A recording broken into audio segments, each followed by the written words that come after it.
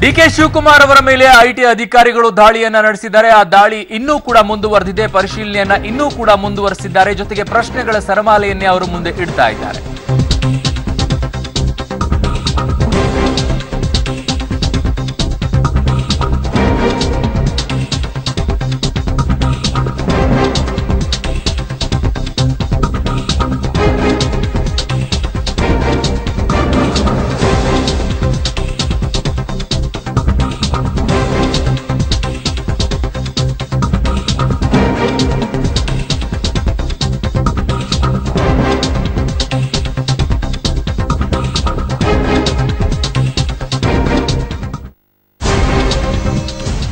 ಸತತ 5 ಗಂಟೆಯಿಂದಲೂ ಸಚಿವ ಡಿಕೆ ಶಿವಕುಮಾರ್ ಅವರ ಮೇಲೆ ಐಟಿ ಅಧಿಕಾರಿಗಳು ಲೆಫ್ಟ್ ಟು ರೈಟ್ ತೆಗೆದುಕೊಳ್ತಾ ಇದ್ದಾರೆ. ಒಂದಿಷ್ಟು ಪ್ರಶ್ನೆಗಳ ಸರಮಾಲೆಯನ್ನ ಇಡ್ತಾ ಇದ್ದಾರೆ. ಮಧ್ಯಾಹ್ನ 12 ಗಂಟೆಯಿಂದ ನಿರಂತರವಾಗಿ ವಿಚಾರಣೆಯನ್ನ ಐಟಿ ಅಧಿಕಾರಿಗಳು ನಡೆಸ್ತಾ ಇದ್ದಾರೆ. ವಿದೇಶದಲ್ಲಿರುವಂತಹ ಆಸ್ತಿ ವ್ಯವಹಾರಗಳ ಬಗ್ಗೆ ಪರಿಶೀಲನೆಯನ್ನ ಮುಂದುವರೆಸಿದ್ದಾರೆ. ಬೆಳಗ್ಗೆ 5:30ಕ್ಕೆ ಶುರುವಾದಂತಹ ದಾಳಿ 11 ಗಂಟೆ ಆದರೂ ಕೂಡ ತಾರ್ಕಿಕ ಅಂತ್ಯ ಕಂಡಿರಲಿಲ್ಲ.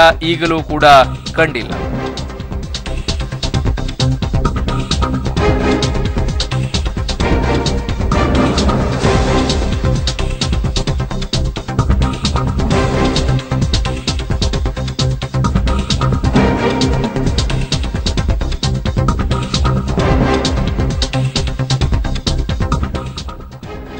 ಹಾಗಿದ್ರೆ ಏನೆಲ್ಲ ಆಯ್ತು ಬೆಳಗ್ಗೆಯಿಂದ ಅನ್ನೋ ಮಾಹಿತಿಯನ್ನ ಕೂಡ ನಿಮ್ಮ ಮುಂದೆ ಇಡ್ತೀವಿ. ಯಾಕಂತಂದ್ರೆ ಯಾವ್ಯಾವ ಜಾಗದಲ್ಲಿ ಯಾವ್ಯಾವ ರೀತಿಯಾದಂತಹ ದಾಳಿಗಳು ನಡೀತು ಎಲ್ಲಾ ಮಾಹಿತಿಗಳನ್ನ ನಿಮ್ಮ ಮುಂದೆ ಇಡ್ತೀವಿ. ಹಾಗಾಗಿ ಮೊದಲನೇದಾಗಿ ದಾಳಿ ನಡೆಯೋದು ಎಲ್ಲಿಂದ ಆಯ್ತು ಅನ್ನೋದನ್ನ ನೋಡೋಣ.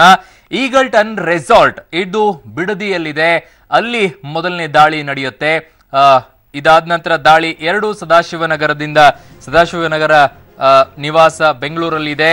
ಅದಾದ ನಂತರ ನೀವು ನೋಡ್ತಾ ಇರುವಂತಹ ದೃಶ್ಯಾವಳಿಗಳನ್ನ ಗಮನಿಸೋದಾದ್ರೆ ಏಕಕಾಲದಲ್ಲಿ 8 ಕಡೆಯೂ ಕೂಡ ದಾಳಿಯನ್ನ ನಡೆಸಲಾಗುತ್ತೆ. ಆ ದಾಳಿಗಳು ಯಾವ್ಯಾವ ರೀತಿ ನಡೆಯುತ್ತೆ ಅನ್ನೋದನ್ನ ಮೊದಲು ಬಿಡದಿ, ಬೆಂಗಳೂರು, ಕನಕಪುರ, ಜೊತೆಗೆ ಕನಕಪುರ ಟೌನ್ ಗೃಹ ಕಚೇರಿ, ಸುರೇಶ್ ಅವರ ತೋಟದ ಮನೆ, ಸದಾಶಿವನಗರ, ಕನಕಪುರ ಟೌನ್, ಆಪ್ತರ ನಿವಾಸ ಇವೆಲ್ಲವೂ ಕೂಡ ಏಕಕಾಲದಲ್ಲಿ ಐಟಿ ಅಧಿಕಾರಿಗಳು ದಾಳಿ ನಡೆಸ್ತಾರೆ. ಹಾಗಿದ್ರೆ ಮೊದಲನೇ ದಾಳಿ ಎಲ್ಲಿ ನಡೆಯುತ್ತೋ ಈಗಲ್ಟನ್ ರೆಸಾರ್ಟ್ ಇದು ಬಿಡದಿಯಲ್ಲಿದೆ. ಈಗಲ್ಟನ್ ರೆಸಾರ್ಟ್ಗೆ ಅವರು ದಾಳಿಯನ್ನ ನಡೆಸ್ತಾರೆ. ಆ ದಾಳಿ ಮೊದಲನೇ ನಡೆದಂತ ದಾಳಿ ಇದು ಈಗಲ್ಟನ್ ರೆಸಾರ್ಟ್. ಇನ್ನು ಎರಡನೇ ದಾಳಿಯನ್ನ ನಾವು ಗಮನಿಸೋದಾದ್ರೆ ಸದಾಶಿವನಗರ ನಿವಾಸ ಬೆಂಗಳೂರು. ಇಲ್ಲಿ ದಾಳಿ ನಂಬರ್ 2 ಇದು ಸದಾಶಿವನಗರದ ನಿವಾಸದಲ್ಲಿ ದಾಳಿ ನಡೆಯುತ್ತೆ. ಅದು ಡಿಕೆ ಶಿವಕುಮಾರ್ ಅವರ ನಿವಾಸ. ಅಲ್ಲಿ ಎರಡನೆಯ ದಾಳಿ ನಡೆಯುತ್ತೆ. ಇನ್ನು ದಾಳಿ ನಂಬರ್ 3 ಡಿಕೆಶಿ ಹುಟ್ಟೂರು ದೊಡ್ಡ ಹಾಲಹಳ್ಳಿ ಕನಕಪುರ. ಇದು ಕನಕಪುರದಲ್ಲೂ ಕೂಡ ಅವರ ಹುಟ್ಟೂರು ದೊಡ್ಡ ಹಾಲಹಳ್ಳಿಯಲ್ಲಿ ದಾಳಿ ನಡೆಸ್ತಾರೆ. ಇದು ದಾಳಿ ನಂಬರ್ 3. ಇನ್ನು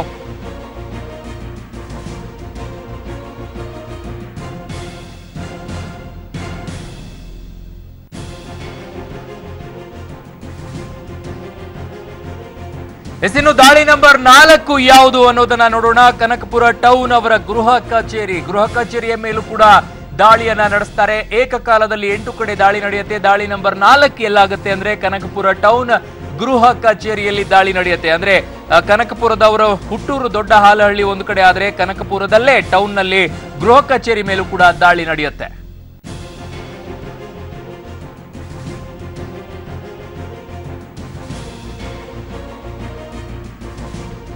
ಇನ್ನು ದಾಳಿ ನಂಬರ್ 5 ಎಲ್ಲಿ ಅನ್ನೋದನ್ನ ನೋಡೋದಾದ್ರೆ ಕನಕಪುರದಲ್ಲೇ ಮತ್ತೊಂದು ದಾಳಿ ನಡೆಯುತ್ತೆ. ಅದು ಕೋಡಿಹಳ್ಳಿಯಲ್ಲಿ ಡಿಕೆ ಸುರೇಶ್ ಅವರ ತೋಟದ ಮನೆ ಮೇಲೆ ದಾಳಿಯನ್ನ ಮಾಡಲಾಗುತ್ತೆ. ಕನಕಪುರದಲ್ಲೇ ಇದು 3ನೆಯ ದಾಳಿ. ಏಕಕಾಲದಲ್ಲಿ ನಡೆದಂತಹ ದಾಳಿ. ಮೊದಲನೇದಾಗಿ ದೊಡ್ಡ ಹಾಲಹಳ್ಳಿ ಕನಕಪುರದಲ್ಲಿ, ಇನ್ನೊಂದು ಕನಕಪುರ ಟೌನ್ ಗೃಹ ಕಚೇರಿಯಲ್ಲಿ, ಕನಕಪುರದ ಕೋಡಿಹಳ್ಳಿ ಡಿಕೆ ಸುರೇಶ್ ಅವರ ತೋಟದ ಮನೆ. 5ನೇ ದಾಳಿ ನಡೆದಿದ್ದು ಕನಕಪುರದ ಕೋಡಿಹಳ್ಳಿ ಡಿಕೆ ಸುರೇಶ್ ಅವರ ತೋಟದ ಮನೆಯ ಮೇಲೆ.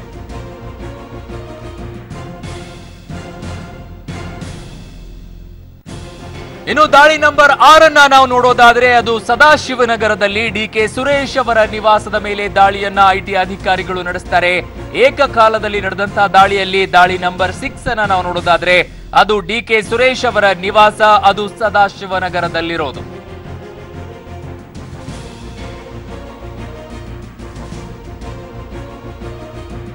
ಇನ್ನು ದಾಳಿ ನಂಬರ್ 7 ನಾವು ನೋಡೋದಾದ್ರೆ ಮೇಲ್ಮನೆ ಸದಸ್ಯ ರವಿ, ಇವರು ಡಿಕೆ ಶಿವಕುಮಾರ್ ಜೊತೆಗೆ ತುಂಬಾ ಆಪ್ತರಾಗಿದ್ದಂತ 7 ಮೇಲ್ಮನೆ ಸದಸ್ಯ ರವಿ ಅವರ ಕನಕಪುರ ಟೌನ್ ನಲ್ಲಿರುವಂತಹ ಅವರ ನಿವಾಸದ ಮೇಲೆ ಈ ದಾಳಿಯನ್ನ ಮಾಡ್ತಾರೆ. ಇನ್ನು ದಾಳಿ ನಂಬರ್ 8 ನಾವು ನೋಡೋದಾದ್ರೆ ದೆಹಲಿಯಲ್ಲಿನ ಡಿಕೆ ಶಿವಕುಮಾರ್ ಅವರ ನಿವಾಸ ಇದು. ಅಲ್ಲಿ ಸಫ್ದರ್ಜಂಗ್ ಎನ್ಕ್ಲೇವ್ ಅಲ್ಲಿ ಬರುತ್ತೆ. ಆ ನಿವಾಸದ ಮೇಲೆ ಏಕಕಾಲದಲ್ಲಿ ದಾಳಿಯನ್ನು ನಡೆಸ್ತಾರೆ.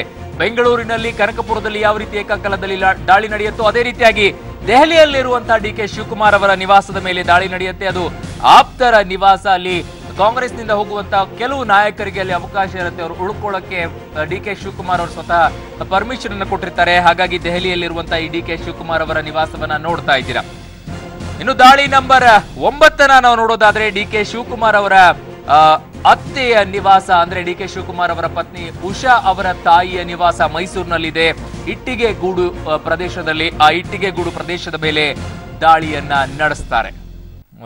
ಈ ದಾಳಿಗಳನ್ನ ಗಮನಿಸ್ತಾ ಹೋದ್ರೆ ಕಾಂಗ್ರೆಸ್ ಹೇಳ್ತಾ ಇರೋದು ಇದನ್ನ ರಾಜಕೀಯ ಉದ್ದೇಶಕ್ಕೋಸ್ಕರ ಅಂತ ಹೇಳಿ. ಆದ್ರೆ ಬಿಜೆಪಿ ಇನ್ನೊಂದು ಕಡೆ ಅದನ್ನ ವಾದ ಮಾಡ್ತಾ ಇರೋದು ಗುಜರಾತ್ ನಲ್ಲಿ ಏನ್ ಮಾಡಿದ್ರಿ, ಆ ಸಂದರ್ಭದಲ್ಲಿ ಏನಾಗಿತ್ತು, ಅದು ನೆನಪಿದೆಯಾ ಅನ್ನೋ ಪ್ರಶ್ನೆಯನ್ನ ಕೂಡ ಬಿಜೆಪಿ ಅವರು ಕೇಳ್ತಾ ಇದ್ದಾರೆ. ಆದ್ರೆ ಕಾಂಗ್ರೆಸ್ ಇದನ್ನ ಪ್ಲಸ್ ಪಾಯಿಂಟ್ ಆಗಿ ತೆಗೆದುಕೊಳ್ಳುವಂತಹ ಪ್ರಯತ್ನವನ್ನ ಕೂಡ ನಡೆಸ್ತಾ ಇದೆ. ಹೇಗೆ ಅನ್ನೋದ್ರ ಬಗ್ಗೆ ಕೂಡ ಚರ್ಚೆಯನ್ನ ಮಾಡ್ತೀನಿ. ಜೊತೆಗೆ ಬಿಜೆಪಿ ಕೂಡ ಇದನ್ನ ಸ್ಟ್ರಾಟಜಿಕ್ ಆಗಿ ಮೂವ್ ಮಾಡಕ್ ನೋಡ್ತಾ ಇದೆ. ಎರಡೂ ಕೂಡ ರಾಜಕೀಯವಾಗಿ ಬಳಸ್ಕೊಳ್ತಾ ಇದೆ. ಕಾಂಗ್ರೆಸ್ಸು ಕೂಡ ಇದನ್ನ ರಾಜಕೀಯ ದಾಳವನ್ನಾಗಿ ಬಳಸ್ಕೊಳ್ಳುತ್ತೆ, ಬಿಜೆಪಿ ಕೂಡ ದಾಳವನ್ನಾಗಿ ಬಳಸ್ಕೊಳ್ತಾ ಇದೆ.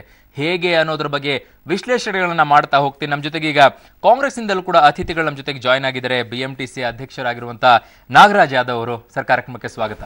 ಕಾಂಗ್ರೆಸ್ ಎಸ್, ನಾನು ನಿಮ್ ಜೊತೆಗೆ ಮಾತಾಡ್ತೀನಿ. ಸರ್, ಬೆಳಗ್ಗೆಯಿಂದ ಏನಾಯ್ತು ಅಂತ ನೋಡೋಣ. ಎಷ್ಟು ಗಂಟೆಗೆ ದಾಳಿ ನಡೀತು, ಎಲ್ಲೆಲ್ಲಿ ದಾಳಿ ಆಯ್ತು, ಏನೇನ್ ಕತೆ ಅಂತ ಹೇಳಿ. ಬೆಳಗ್ಗೆ 5:30 ಈ ದಾಳಿ ಆರಂಭವಾಗುತ್ತೆ. ಬೆಳಗಿನ ಜಾವ IT ಅಧಿಕಾರಿಗಳು ದಾಳಿ ನಡೆಸೋದೆ ಈ ಟೈಮಲ್ಲಿ. ಸೊ ಹಾಗಾಗಿ ಆಪರೇಷನ್ DKC ಅವರ ಮೇಲೆ ನಡೆದಿದ್ದಂತಹ ಬೆಳಗ್ಗೆ 5:30 ನಡೆದಿರುವಂತಹ ಆಪರೇಷನ್ ಇದು. IT ದಾಳಿಗೆ ಅಧಿಕಾರಿಗಳು ಮಾಸ್ಟರ್ ಪ್ಲಾನ್ ಅನ್ನ ಮಾಡ್ಕೊಳ್ತಾರೆ. ದಾಳಿಗೆ ಸರ್ವಸನ್ನದ್ಧರಾಗಿ ತಂಡಗಳಾಗಿ ಬೇರ್ಪಡ್ತಾರೆ ಅಧಿಕಾರಿಗಳು. ಅಂದ್ರೆ 3 ಜನ ಅಧಿಕಾರಿಗಳು ಒಂದೊಂದು ತಂಡದಲ್ಲಿರ್ತಾರೆ. ಏಕಕಾಲದಲ್ಲಿ ಒಂದೇ ಜಾಗಕ್ಕೂ ಕೂಡ ದಾಳಿ ಮಾಡಿದಾಗ 2 ತಂಡಗಳು ದಾಳಿಯನ್ನ ಮಾಡುತ್ತೆ. 3 ಅಧಿಕಾರಿಗಳು ಒಂದೊಂದು ತಂಡದಲ್ಲಿರ್ತಾರೆ. ಮೊದಲನೇ ತಂಡ ಹೋಗುತ್ತೆ, ಅದಾದ ನಂತರ ಇನ್ನೊಂದು ತಂಡ ಬರುತ್ತೆ.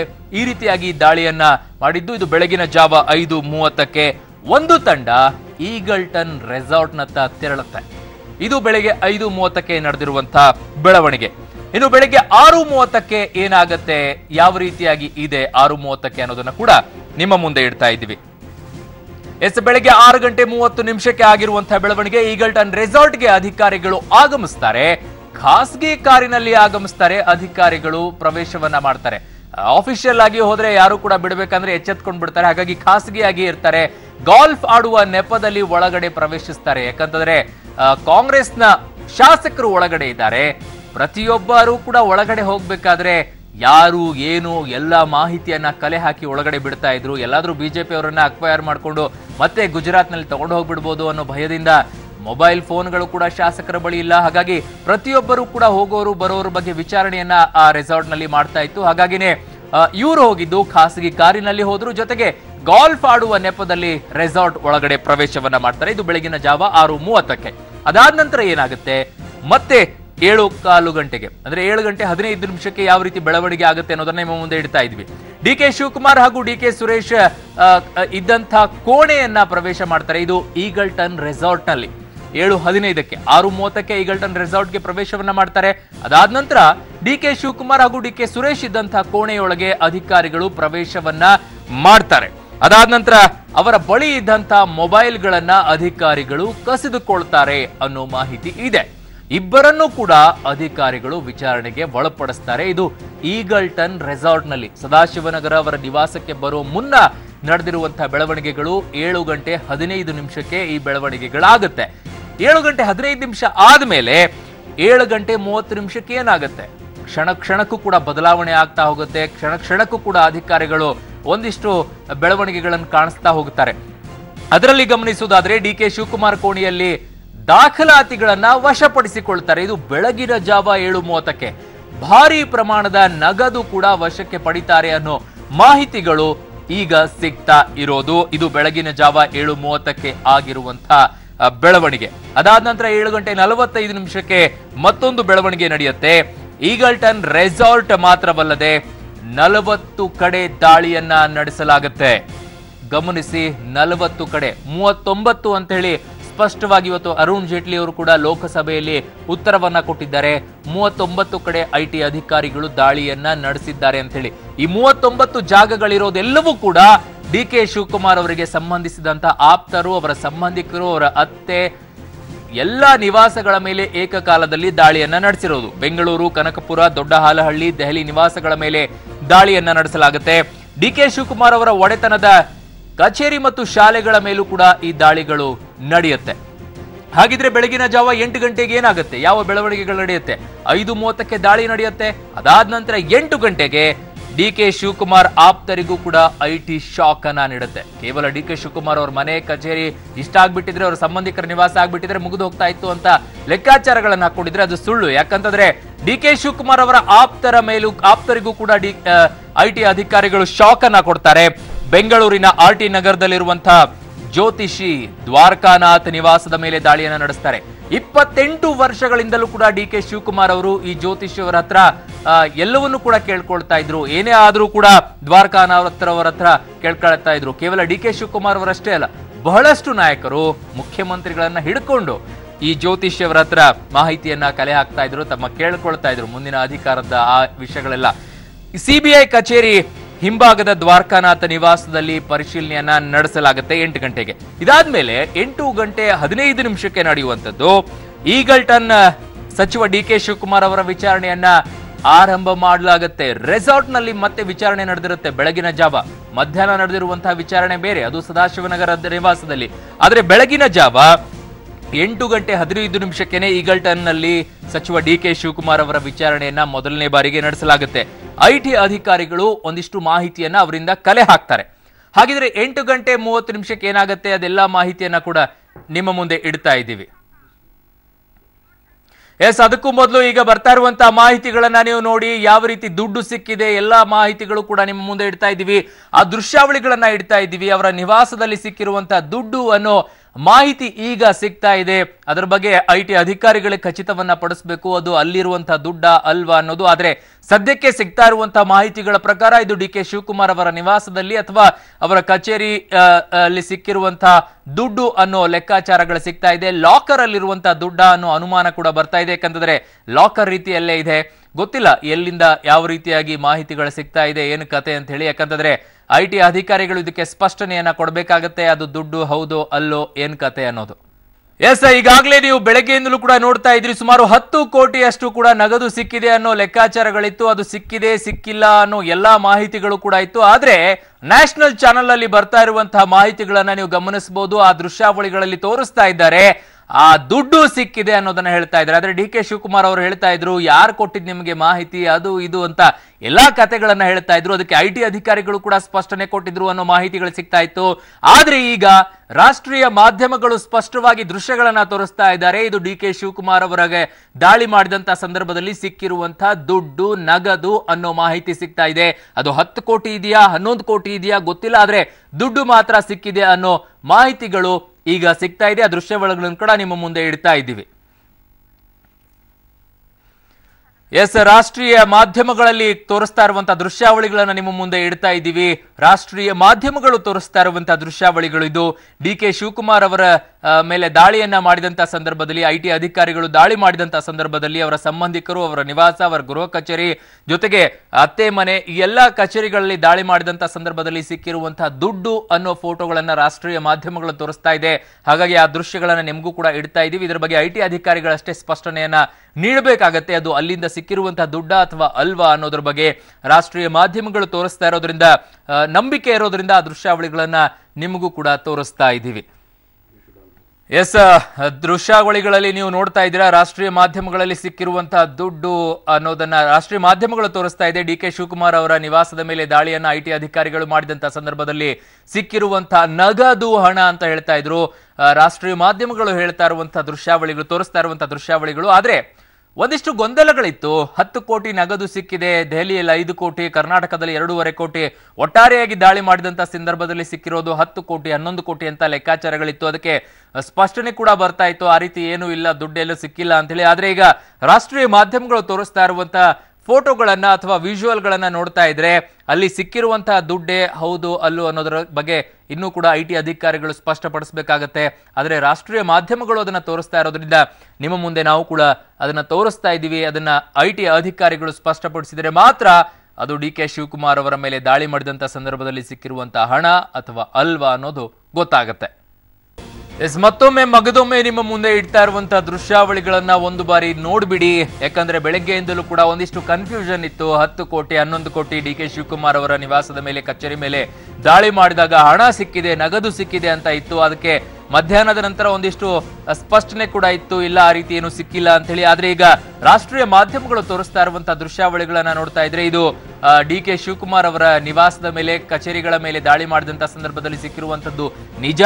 ಆ ದುಡ್ಡು ಇದೆ, ಆ ದುಡ್ಡಿನ ಸಾಕ್ಷಿಯಾಗಿ ನಿಮಗೆ ಫೋಟೋ ತೋರಿಸ್ತಾ ಇದೀವಿ ಅನ್ನೋದನ್ನ ಹೇಳ್ತಾ ಇದ್ದಾರೆ. ಡಿ ಕೆ ಶಿವಕುಮಾರ್ ಅವರ ಲಾಕರ್ ನಲ್ಲಿ ಸಿಕ್ಕಿದ್ದ ಅಥವಾ ಈಗಲ್ಟನ್ ರೆಸಾರ್ಟ್ ನಲ್ಲಿ ಅವರು ಪ್ರವೇಶನ ಮಾಡಿದಾಗಂತ ಸಂದರ್ಭದಲ್ಲಿ ಅವರ ಕೋಣೆಯಲ್ಲಿ ಸಿಕ್ಕಿದ್ದ ಅಥವಾ ದೆಹಲಿಯಲ್ಲಿ ಸಿಕ್ಕಿರುವಂತಹ ನಗದ ಯಾವುದೂ ಕೂಡ ಸ್ಪಷ್ಟನೆ ಇಲ್ಲ. ಆದ್ರೆ ಮಾಧ್ಯಮಗಳು, ರಾಷ್ಟ್ರೀಯ ಮಾಧ್ಯಮಗಳು ತೋರಿಸ್ತಾ ಇರುವಂತಹ ಚಿತ್ರ ಇದು ಡಿ ಕೆ ಶಿವಕುಮಾರ್ ಅವರ ನಿವಾಸದ ಮೇಲೆ ದಾಳಿ ಮಾಡಿದಂತಹ ಸಂದರ್ಭದಲ್ಲಿ ಸಿಕ್ಕಿರುವಂತಹ ನಗದು ಹಣದ ಫೋಟೋ ಅಂತ ಹೇಳ್ತಾ ಇದ್ದಾರೆ.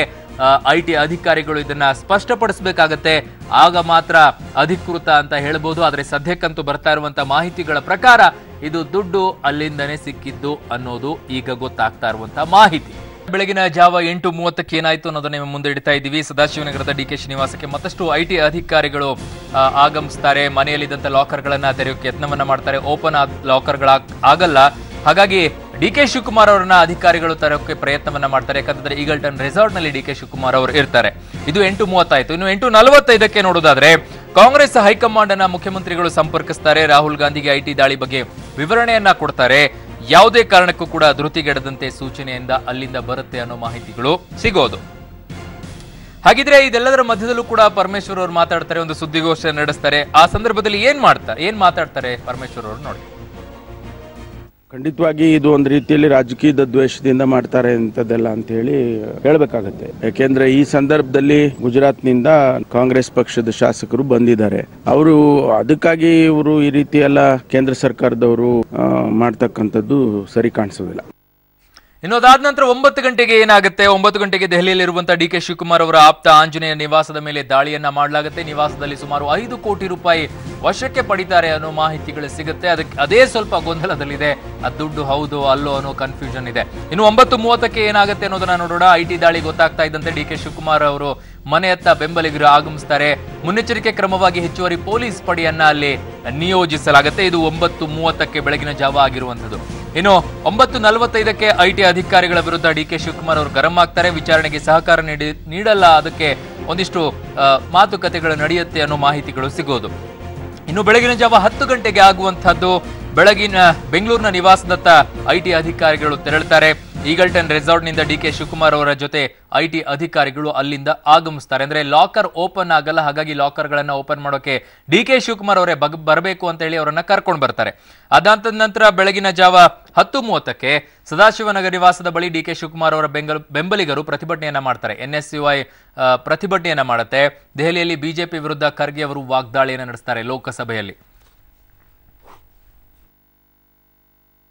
ದೇಶದಿಂದ ಡಿ ಕೆ ಶಿವಕುಮಾರ್ ಅವರ ಮನೆ ಮೇಲೆ ಆಗಲಿ ಅಥವಾ ಡಿ ಕೆ ಸುರೇಶ್ ಅವ್ರ ಮನೆ ಮೇಲೆ ಆಗಲಿ ಮಾಡಿದ್ದು ದಾಳಿ. ಇದರಲ್ಲಿ ಏನು ಅವರಿಗೆ ಏನು ಇದರಲ್ಲಿ ಸಿಗೋದಿಲ್ಲ. ಆದರೆ ಅವ್ರಿಗೆ ತೊಂದರೆ ಕೊಡಬೇಕು ಮತ್ತು ಅವರು ಕಾಂಗ್ರೆಸ್ ಪಕ್ಷದ ನಾಯಕರಿದ್ದಾರೆ.